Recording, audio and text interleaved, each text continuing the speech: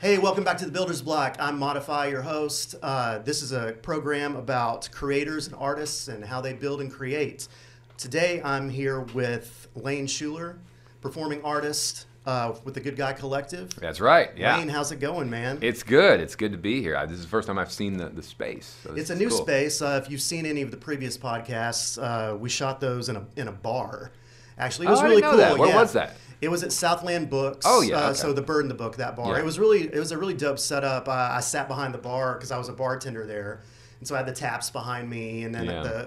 the artist or creator was sitting across from me, and it was really engaging look and cool conversation. But yeah, I got a studio space now with Chuck Finley. Yeah, I love C. Chuck. Finley Arts, and we've been doing it here. So this is the first Builder's Block shot in this space. Yeah, well, this is a great space, and Chuck is a great artist. So if you're watching and you want somebody to paint something for you, dogs, houses, buildings, he can take care of you. He's the guy. He's the guy.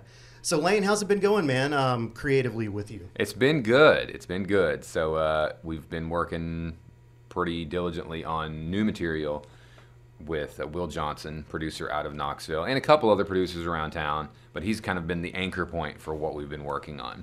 And he's got a great pedigree, live sound for years, just runs in his family, runs in his blood.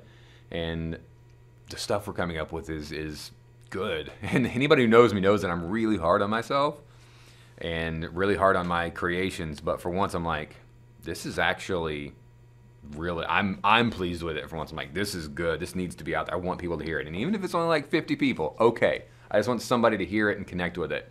And it's been really neat. Calling All Cars, when that came out, it was like people really connected with that. And that was a sort of a catalyst for me to go, okay, we can make stuff that is engaging, timely, connects with people, and isn't too far into the mainstream, which is something that I'm always cognizant of, like trying to not be, because that's just not me. It never has been me. It's not my influences. So I'm just trying to make good products. So that's been happening. And INK, we're finally back to touring again, which is cool. That's me and Courageous. It's our poetry group. And I'm excited about that. Yeah, could you explain to people who might not know what INK is? Yeah, INK is a poetry duo consisting of myself and Courageous. He's a poet as well. And we have a two-man poetry, hip-hop, comedy show.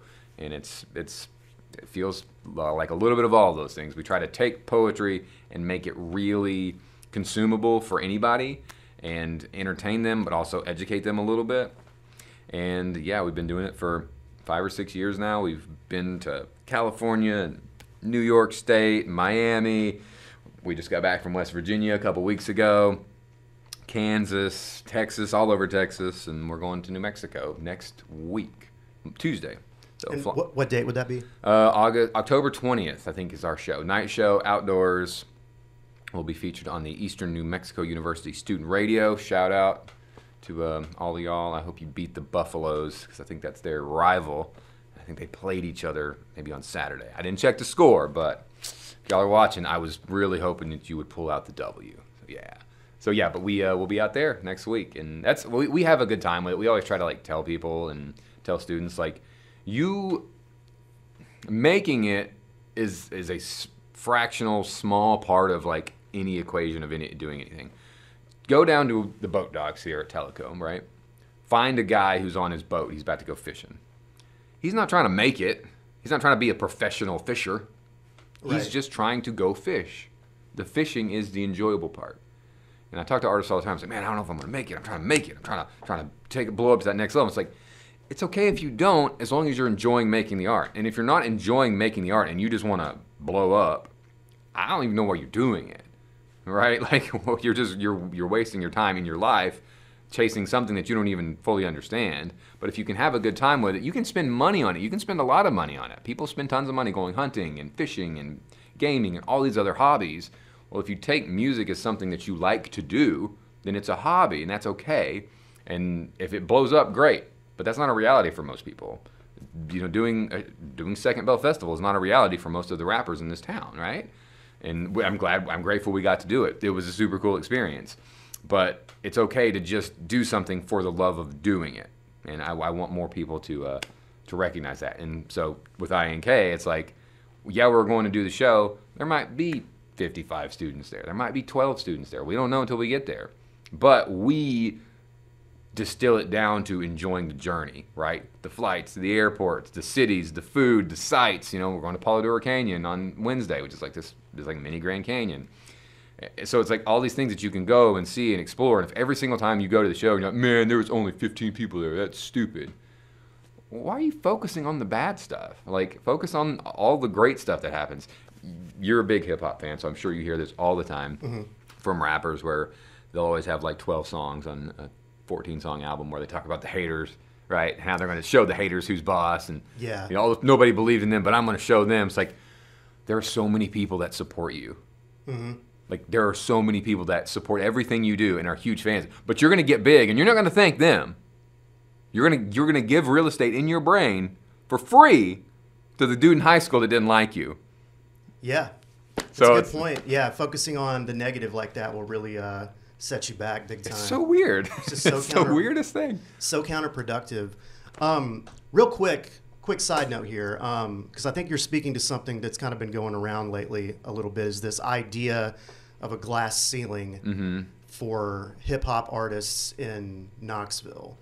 I think what you just said about that really speaks well to that. It's not so much about, I mean, it depends on the person, but the process of making the art, to me, is more important than any outcome from that. Right. You know what I'm saying? Yeah. You'll become a better artist, and I can speak on the glass ceiling a little bit for sort of obvious reasons, but I think there are so many great artists in Knoxville, and I think that there's a ton of potential for an explosion. And there's a lot of people that are hungry for art and are hungry for hip-hop in Knoxville.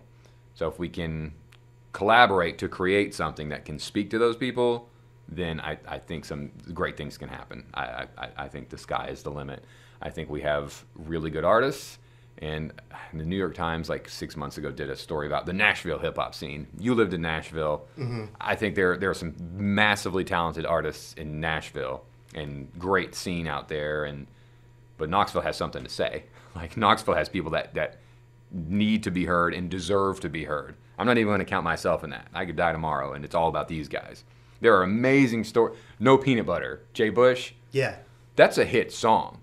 Absolutely. Like, that's a hit song on the radio. Like that song, I mean, if I heard that on the radio, I'd be like, this is gold. It is pop, hip hop gold. And there's a million other songs like that. Like Prez K just put out that Like That song. It's pop gold. It's so good. And it's like the stuff people are putting out is amazing, and it's worth hearing if you live here and if you don't live here. But that's my take on it. I agree, and I think the difference between Knoxville and Nashville is community. From my experience in Nashville, it was more corporate and business than community, you know? Yeah. And I think we really have that in Knoxville, and I think that's why, you know, groups like the Good Guy Collective and others have really been able to grow together collectively. Right. You know what I'm saying? Well, and a lot of us are as opposed to from being here. a single artist. Yeah. I'm not sure there's anybody in the collective that's not from here currently. I don't think so. I don't think so, and I think that's a huge part of it. I have a lot of friends that live in Nashville. I don't have any friends from Nashville. Maybe like 2 or 3. Though it kind of has that Hollywood effect where a lot of people move there for a goal, sometimes monetarily driven. Sometimes they just like the vibe of it. And so is that part of it? Is that why there's so much community here? Because we all understand what it's like to grow up here, to be from here, even though like my background is different from yours, and my background is certainly different from a lot of the dudes in the collective. But we all understand. We have the same visuals, the same streets, restaurants, bars, all that kind of stuff. So does that help with community? I don't know. That's a good point. I think it does. Yeah. Absolutely. While we're on the top of the Good Guy Collective, I know you're currently working on a project with DJ Wiggs. Yeah. Would you like to talk about that a little bit? I think you know more about it than I do. Yeah. Sure. So basically, I've got a lot of stuff coming out right now with DJ Wiggs. So we did, years ago, we did a group called Plunderphonics. Me, Wiggs, Jay Bush. We decided, it was like, I don't know, 10 years ago, whatever. We're like, hip-hop needs a duo. Like a duo and a DJ. Like that needs to be a thing again. We haven't seen a big one of those. So like, we're going to do it. We're going to call it Plunderphonics. And we got a lot of momentum, and things were going well. And for whatever reason, things don't work out, and that's okay because we had a good time doing it, right? The experience was part of it. The experience was the reward, But of course, like 2 years later, it's like Run the Jewels.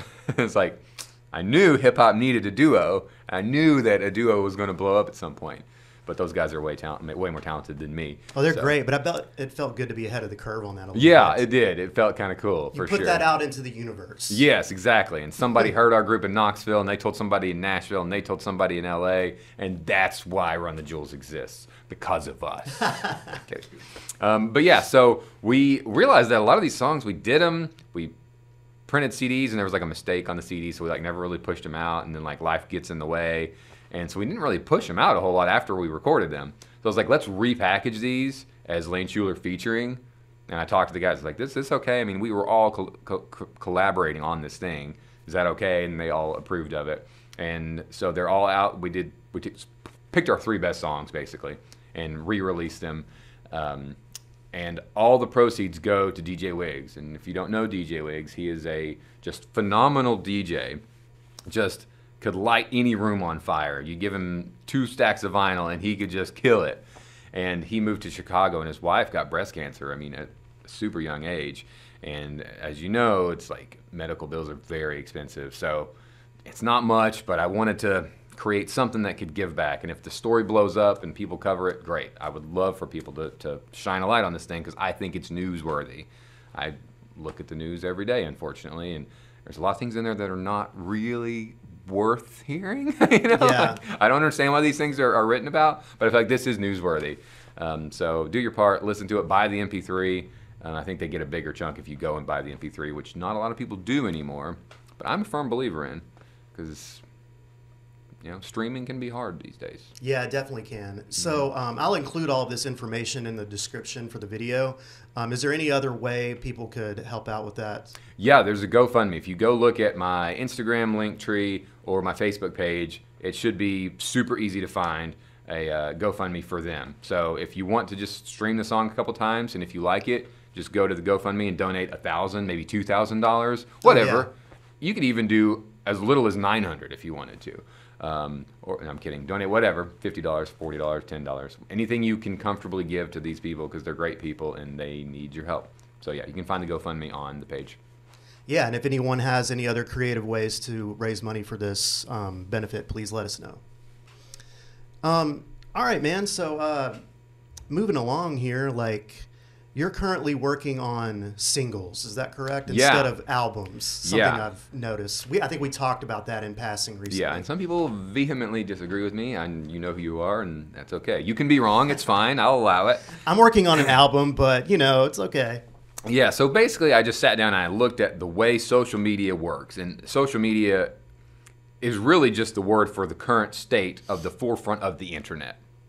Sort of a way to explain it. It's like we always put social media over here and the internet over here. They're all one thing. And social media is just a good word to use about where we are right now with the shape of the internet. And a lot of times, you'll see some meme on news and like, oh, the internet had a field day with this blocked field goal. And it's like, the internet is like everybody now. So it's not, 20 years ago, it was like, yeah, this small group of people had regular access to the internet. But now it's, when you say the internet had a field day with it, no, you mean everybody. You mean the hive mind. Right, right. And there's a ton of problems with said hive mind. Right. But, so I looked at the way it worked. I looked at Spotify's algorithms, the way the playlisting works. It really just did not make sense for me to put all of this work into 10 to 12 songs and get to release them all one time and have one event and maybe 2 videos. It just didn't make sense. It really didn't. So the way we saw it was we can create a bigger impact if we create videos for all the songs, produce all the songs professionally, and then release them strategically, periodically. And a lot of people are like, man, I miss the good old days. Well, in my opinion, we're almost back to the way that it used to be, right? It used to be, it's like you had a band, and it was the 50s. You'd go down to the studio, you'd record a song, they'd press you a couple of little singles, you'd bring them to the radio station, and you try to get play. You get a little play, you go back and you do it again. And then if you got a record deal, then you could do a full album. So I'm kind of viewing it the same way. It's like, in order to put out a full album, you have to have major clout now. Even decently sized bands are doing this singles route. And the Hold Steady, they're not huge by any means, but they have a following enough to sell a bunch of albums. They've done that before, released like 6 singles and then released the album. So yeah, so we're calling it a season. This is season 3. Season 1 was like best way to get there, super old school. Season 2 was like my Plunderphonics super weird rap era, and now we're in season 3. What it looks like, you'll have to wait and see. Excellent. I looked at some of your documentation that you had sent me to review. It seems like you're taking a very strategical approach to that. How did you come up with that concept? Yeah, I think it's just the thought that anything you do is worth doing well. And we'd put out stuff just kind of like no announcement, just put it out. But it's like I want to take one last swing and like really, because I feel like these songs are songs that people want to hear, and I also like dedicating these songs to my community and to Townsend and to Blount County and to Knoxville, and I feel like I want these songs to be sort of embraced. And the only way to do that is to have a plan to put them out and to really think strategically about it. Because like if you work at a job, like 8 hours a day, you have a strategic plan. You may not have written that strategic plan, but you have one, and you're working for somebody else, and that's fine. So like, why not do that with your art too? Create the strategic plan, put in the effort, make it work the same way. Because you go into work 8 hours a day, you're probably going to accomplish something for them. So do it the same way with your art. Have a plan, have your team. And that's something that I've really learned is like, I can make beats. I can record stuff in my house. I can mix it okay. But why would I do that when I have people that I can make a video? I don't need you. I can just sit here and talk to the camera like this and just talk forever like all those weirdos on YouTube do. But I collaborate with you because I know you know the equipment, the gear. I'm using your brain to help me, and then I'm helping your business, and then I'm helping Will Johnson at Sonox Studios. I'm helping his business, and then producers around town, guys in the collective, I'm getting them on the mic. So I'm trying to collaborate as much as possible with as many people as possible, because then you have your influences spread out further, and it makes it easier for you. So yeah. I don't have infinite time, right? Nobody does, but my time is really tight right now. So it's like, why not? If I use my time to make money, then I can use that money to buy more time, which is really kind of what all life is in a weird way. Exactly. That's a wise way, I think, that you're approaching that. I don't know if you've read Think and Grow Rich by Napoleon Hill. I've not. Tell me about it. He has a chapter in there called The Mastermind Principle, and it's basically about using people around you to facilitate certain work for you, just like you explained. Yeah. And what I like about that too is that you're picking people from within your community here. Yeah. And continuing to perpetuate that whole idea of the collective, you know, yeah. And I think that's great. Yeah. And again, it's like, yeah, Knoxville's dope, man. It's really is. There are some, and the town itself, like Courageous and I travel so much to big towns, small towns, medium towns. Knoxville is awesome. Knoxville is like top tier. At least you just want to talk about downtown, the streets, the vibe, the hustle, the bustle, all of that. It is a fantastic city, and I love Maryville too. I mean, that's obviously where I live, but I dig Maryville. And Maryville is very unique, as we've traveled a lot, and that's something that's been cool about doing the shows with Courageous is like we get to see cities. So like when you travel, a lot of times you go to cities near geographical attractions, or you go to cities that are the attraction: DC, New York, Miami. What's been cool about the I&K is that we go to these small college towns, so we get to like see towns from a different perspective and see towns that other people aren't going to a lot. So I say that to say Maryville is unique in that it's kind of a weird size that not a lot of towns are. They're either very tiny or they're larger. So anyways, yeah. Beside the point. Awesome. Did you listen to any of the songs by chance? No Man's Sky is dope. Yeah. Yeah. Absolutely 100% dope. I listened to No Man's Sky and the one with Kobe. Yeah. So there's two very cool stories about both of those songs. No Man's Sky, during COVID, I linked with this guy in England, VK. Check him out on Instagram. And we were going to write this song together, and he gave me this really hard beat, and I was like, this is great. So I wrote this verse to it, and for whatever reason, we just never really put the song out and put it together, but I had this verse, and I'm like, this verse is amazing. And so I went to the studio with Will Johnson, and he just put on a metronome, And I just crushed this verse, and I came back the next week, and he's like, here's the song. I was like, wow, this is great. And I didn't really like the chorus a whole lot, so he moved the chorus to the end just as like, just throwaway space. You just shove it to the end, and you're like, we'll come up with something else. So we created the new chorus, and then we brought Alonzo in to record Body in the Blood, which is a fantastic song. And Alonzo Rogers is an unbelievable talent. Check out his YouTube, Hanger Management, Hanger MGMT. It's they awesome. check out, yeah. They check out all these kind of like off the beaten path restaurants that if you don't know they exist, you will probably not find them. And it's really cool to like he's introduced me to like 3 new restaurants, and I'm like the restaurant dude, right? I'm always finding there stuff, and he's finding these new restaurants. But anyways, he was in there and he heard this little the old chorus, and he just starts jamming out on it, and we put auto-tune on it, and he's like, this is my first time doing auto-tune. And so the song has this dramatic shift right there, sort of part of the way through. And that's something that we've talked about a lot. When we make music, we're trying to distill it down. We're trying to create these little moments, these little pockets of surprise or delight. I don't really know the best way to put it, but we say like when you go on vacation and you slide that key card into the hotel room, when you pop the door open, that feeling, like we want that in the music. When you pop down in the rental car and you're like, oh, it's on. I'm at the beach or I'm in New York. Like we want to create that experience in the song.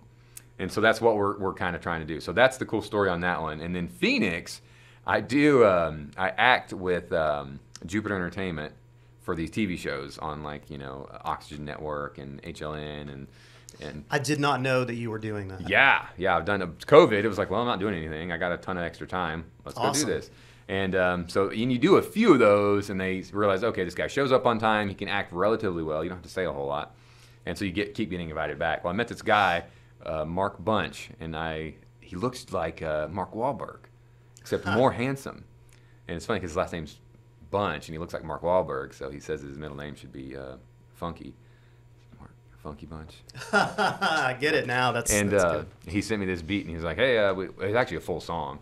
And he was like, hey, and whatever you want to do with this, just go to town.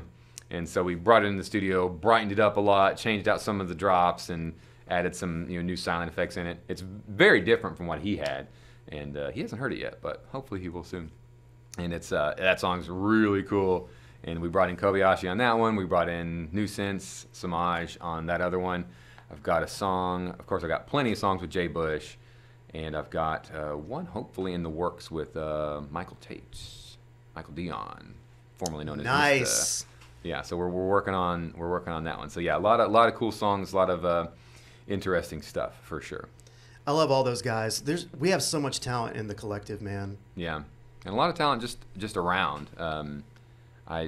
Last week, I know this is kind of it's kind of off topic, but I guess it's on topic. I just think about like you have your life, right? And we're kind of all trained that like you go to high school, you go to college, and you get a good job, and that's your thing. And you work 8 hours a day, 30 minutes to get there, 30 minutes home. Then you got like 6 hours to yourself that day. And that's cool if you want to do that. But I think we got to tell people, we got to let them know that you don't have to do it that way. You can start your business. You can start 5 businesses that are all fledgling, that are okay, but it's like what you want to do. Because all you have is time. Like that's it. Mm-hmm. You have nothing. All you have is time. And I was thinking back to when I worked at Blackberry Farm. There was a guy there, Josh Livingston. I don't know if you know Josh Livingston. I don't think so. So Livingston family, my marketing teacher was his mom, Janice Livingston. And we'd work together, and every day I'd be like, hey, what are you doing? And he's like, well, after work, I'm going up to Memories Theater. I got a show up there. And so he had like a residency there, basically. And I was like, why are you working here and doing that? Like, why wouldn't you just pick one thing and do it? And then like recently he was doing like lawn care and then kids ministry over here. And I'm like, looking back, it's like, I feel like he just absolutely inspired me to like try to live this life. Like, he mastered the art of life. Like he absolutely had it mastered. And unfortunately he died of COVID a couple weeks ago at like 41, 43, just completely out of nowhere. And the lives that this guy impacted because of the way he lived life like the way that you should, I feel like, giving time to spirituality, giving time to your art, your creation. He had this Blues Brothers show, and it was incredible. Like, just jumping off the stage. Like I think they both blew out their knees at one point in time during the other. Like just incredible work. And that wasn't even it. Like that was like tip of the iceberg for what this guy was capable of. And he recognized that all he had was time. So like whether it was like this is unreal. So his backyard, he created a mini Disneyland in his backyard with like a small little pool that you could go hang out in and a little mini golf hole that like you hit it. It's just incredible what he did with his time. And there's so many people that probably have way more time than he did that complain about that they can't get to stuff. Or and it's like, live like him. Because if you live like him, then you've mastered the art of life. The man who has mastered the art of life makes no distinction between his work and his play. To him, he's always doing both. Facts. Facts. That's like my thesis statement for life. So rest in peace, Josh. You can actually see it. I think if you search like Backyard Family Adventureland on YouTube, you can see the whole walkthrough of what this guy did. But he's a phenomenal person, a phenomenal human, and really, I think inspired a lot of people to live life differently. Not better, not worse, just different. And that's, if there's one thing that I want on my tombstone, it's like you can live differently and you can make a lot of money, you can make a little bit of money, and you can be, I think happiness is way overrated. I think it's something that, it's a weird concept that we came up with. I think the root word of happiness, if you go to the history, it actually sort of means something that sort of happened by luck. Like, oh, I found a $50 bill on the ground, you know. So it's like, yeah, happiness is important, but really rewarding experiences, whatever that looks like. I think fulfillment, yeah. Right? Like, yeah, you're not going to be happy. Like, your friends are going to die, and right now a lot of people are dying, and you're going to lose jobs, and you're not going to get the job, or your business is not going to work out. But look for fulfillment, and that goes back to like understanding that the journey is the reward. A couple years ago, and I guess I can leave you with this, I was renovating this house over on West Broadway. And so that's sort of part of our story, right? Was I was working at Blackberry Farm making not a ton of money, and I would just save. I would just save everything. And people would make fun of me because I wouldn't spend any money. Or I'd go out and I'd just eat chips and I'd go home like, just save your money. I would just save so much of it. And so I saved it all, and then I was able to start the I&K business with Jonathan. Courageous. I don't know why I call him Jonathan. I never call him Jonathan. We'll be in the airport. I go, hey, Courageous, get over here. The flight's ready. Yeah, that's whatever. So we started that, and then I saved up all my money from those shows and then renovated that house. But during the house, it was obviously like, it was a lot of work, and it was super hard. And, you know, renovations never go the way that you think that they will. And I was like desperately running out of money. And my parents recognized that I was in a ton of, I was in not a great spot. And so they took me out to Chick-fil-A to cheer me up, right? And I was sitting there like, oh gosh, but if I run out of money, then I won't get to the reward at the end. And my dad stops me. He's like, you're not getting it. This is the reward. The learning is the reward. This is the experience.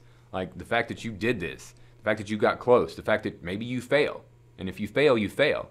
But you gave it a shot and you learned from it and you created something within you that can inspire other people. People can see you and go, hey, he did it. He didn't do it right. He failed. But I respect that because he did it. So that's, and to end the story, I did complete the house and I did sell it. And it's right over there on West Broadway. If you want to go drive by and take a look at it. White house, black shutters, black gutters. What's the address? I don't want to give out the address, but we can say if there's a billboard that says LeConte Realty on it, it's near there. Okay. Yeah. Cool. Yeah. So, anyways, that's my take on life. Well, Lane, thanks, man. It's been great having you on the Builder's Block. I'm really excited to see what else you got coming down the line, man. Very inspiring stuff, dude. I appreciate it. Thank you. Yeah. So check me out on Spotify, Lane Shuler. Follow me on Instagram, lane.shuler. I'm also on TikTok, although I haven't really figured that out yet. But, you know, thank you so much for having me out.